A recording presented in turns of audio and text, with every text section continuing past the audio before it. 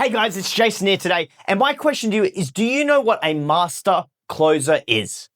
Are you a master closer, or are you going through your life living like an order taker? So my question to you in this video is, do you want to go from order taking or taking orders to being able to be a master closer? Well guys, grab a pen and paper because we're going to be going through that today. So firstly, we need to understand what are the 4 types of salespeople. There are 4 types. Number 1 is what we call an order taker.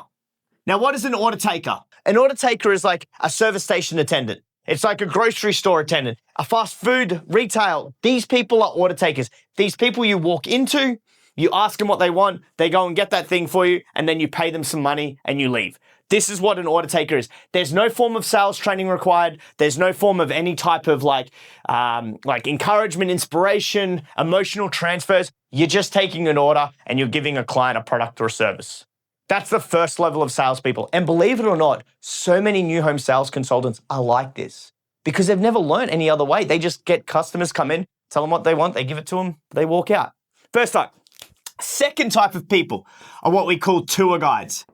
Now, in my opinion, a tour guide is almost worse than an order taker because the order taker, at least they're getting some sort of like transaction happen.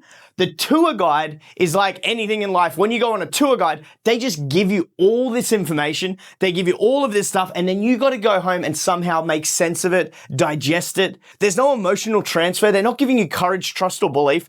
They're just giving you information, and then it's up to you to go and make that decision. It's up to you to see if this is the right product, to see if this is the right home. You need to make those decisions. Now, a lot of salespeople then fall into this category because they don't really know how to sell after this. Like, once you've given people information, that's all well and good, but how are you emotionally connecting with that person? How are you getting the person to see your product as the need and solution to their problem? Like, yeah, I want you guys to think of any tour you've been on. Like when you jump into a tour guide or you jump into a tour, the tour guide will start talking about like that beautiful ridgeline or that mountain, and like it's beautiful and all this, you're learning all this information. But what ends up happening at the end of the tour is you go home, you digest it all, and then you'll only remember like 2 key things. The rest of that information that gave you, completely lost. Don't have any idea.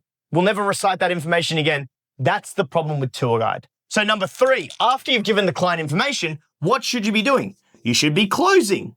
So the step 3 person, or number 3 type of salesperson, is what we call a closer.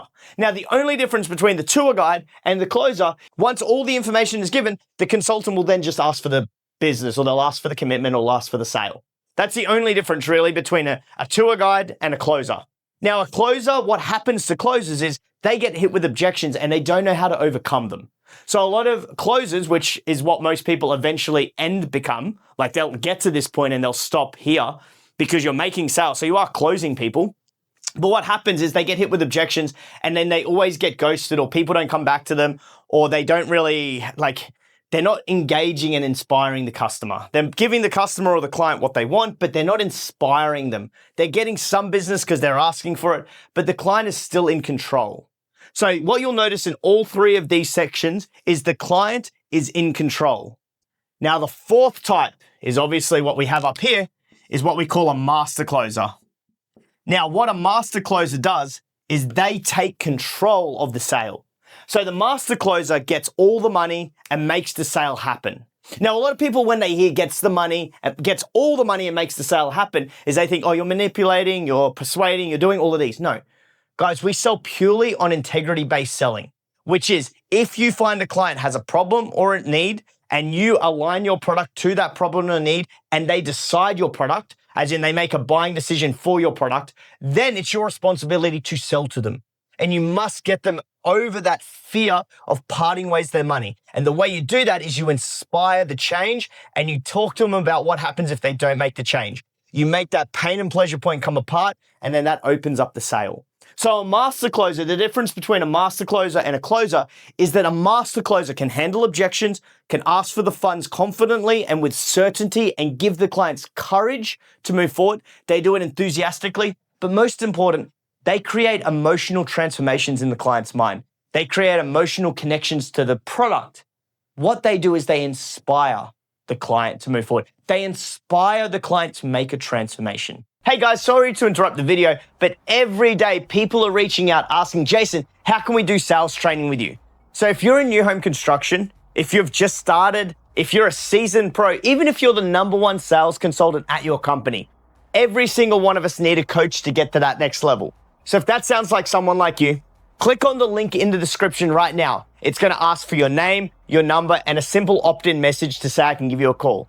But if you want to skip past that entirely, simply text the number on the screen right now, 0427 915 668. Just text me a question, guys, and I'll jump on a call and have a chat with you right now. But guys, I hope you're enjoying the video. Let's get back to it. That's what a master closer is. So number 2 is how do we improve and how do we go through those steps? Step 1, we educate ourselves. So that could be like this. The Omni Sales training is a formal training platform you guys can subscribe to and do training with us. Or you can watch YouTube videos, you can go and do some research online. The point is you're educating yourself on the process, on how to sell, on what construction is, on how to sell construction. You're doing all of that to better yourself. First way, that'll move you forward each step. So you might be at a tour guide where you know all the information, but you're not sure how to sell. So I'm going to go get some education on how to sell, and I'm going to become a closer. I might be a closer and I don't know how to create urgency. So the master closer has mastered the trade of creating urgency. I'm going to go get some education. I'm then going to create urgency and I'm going to close clients better. Number 2 way to improve is what we call role playing. Now, it is crazy how many consultants in our industry refuse to do role playing because they're embarrassed, shy, they're ashamed, or they just think they're too good. Guys, I don't care what you do in this world. Every single person needs to practice and in order to get better. Think about it. Why does Michael Jordan, Kobe, why does Tiger Woods, why do they still sit there and throw basketballs or take golf shots? They're the best in the world. Because if they stop practicing, they're going to start to regress. Well, remember, if you're not progressing, you're regressing. No one ever just stays the same. Because what happens when you stay the same is everyone else around you is practicing and getting better, which naturally raises the standard, which means you're actually falling lower and lower. That's why it's so important that at all stages of your career, start, middle, end, even after, you're always role playing and you're developing, you're getting better. The third type and the final is what we call mentor or coach. Now, you can go out there and have free mentors or coaches. The easiest way to do that is if you're not the top salesperson in your company, go and find who is, and then take that person out to dinner, go and have lunch with them, sit down with them, and just go through an hour and just ask them questions about how they got better. That's the easiest way. Now, when you do this as a free service, you've got to understand that that person is giving you. They're doing all the giving and you're taking all the receiving. So if you really want to up level and you want to hold them accountable and you want genuine training, I always encourage people to do paid training. So that could be with us, this could be with a mentor, or this could be with a man. It doesn't matter who it's with. Once you pay someone for coaching, once you pay someone for mentoring, what happens is that person then must be held accountable to that value that's been assigned. So let's say you pay them $1,000 or $997. You pay them there's a certain level of value I must give you for that. Otherwise, I've ripped you off. Now, if you think about it as free, it doesn't matter what level of coaching they gave you. They're kind of getting ripped off because they're giving their time up for nothing. Now, I used to do this a lot and I still do a lot of this because I enjoy helping people. But my point is when you pay for coaching, it holds you accountable because you've physically parted ways with money. And it also holds the coach or the mentor accountable because they have to give value based on what that transaction was. So they are the 3 ways. Now, once you learn anything from a mentor or coach, guys, if that person is in a better position than you or that person has done it and they're coaching you, understand that they probably have more understanding of the process than you. So don't challenge it. So many salespeople learn information and then start challenging it. No, go and use it first. Go and role play, get better at it, present it to some customers, see how it feels, and then if there's issues, go back to the mentor. Never challenge mentor or coaching. Why? Because that mentor or coach is doing it a certain way because they've had all this experience. Now, in saying that, it might not work for you. Look, that's fine. Like I'm a very enthusiastic, I'm a very upbeat salesperson. I have a lot of energy, I have a lot of enthusiasm. There was another sales guy when I first started that was winning salesperson of the year when I first started. Very reserved, very recluse, very laid back, but used to get a lot of sales because he was that chilled salesperson. He wasn't the enthusiastic salesperson.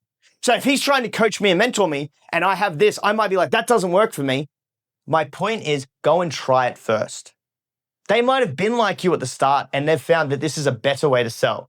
So don't challenge it, use it, Go and role play, go and use it, see how it works, and then go back to them.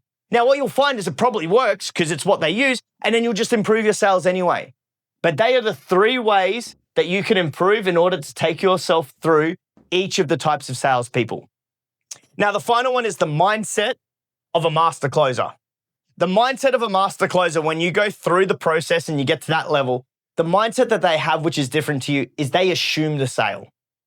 Biggest difference between an average salesperson and an elite salesperson is an elite salesperson assumes the sale, a weak salesperson hopes for the sale. You never hope when you're selling. Hopium is you're going to get no money in life when you hope for money. What you're doing is you're assuming the sale. Now, why do we assume the sale? Because the language we use, the conversation we use, we're assuming the sale, which is giving the client certainty and confidence that it's safe to move forward.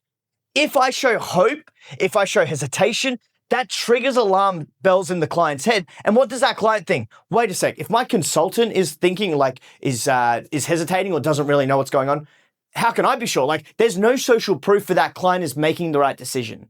So the biggest difference of mindset of a master closer is they assume the sale and they understand that it's their job to get the sale moving forward because that then gives the client what they want.